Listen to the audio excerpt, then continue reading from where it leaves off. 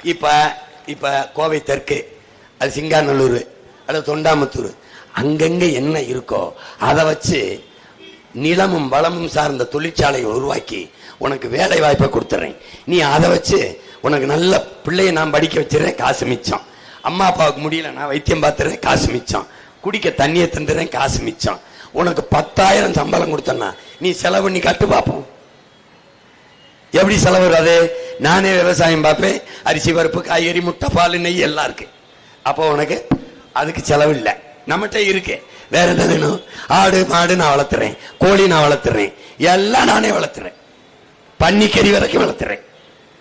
என்ன வேணும்? மோயக்கறி வரைக்கும் எல்லாம் நானே பண்ணையா வச்சு வளர்த்துறேன். என்ன வேணுமா உனக்கு கொடுத்துறேன். வேற செலவுக்கு காசு என்கிட்ட கேள். எதுக்கு வேணும் உனக்கு? எதுக்கு வேணும்? உன் வாழ்விடத்திலே பெருமையோடு தலை நிமிர்ந்து தன்மானத்தோடு வாழ்கிற வாழ்க்கை உங்க அண்ணன் கொடுக்க.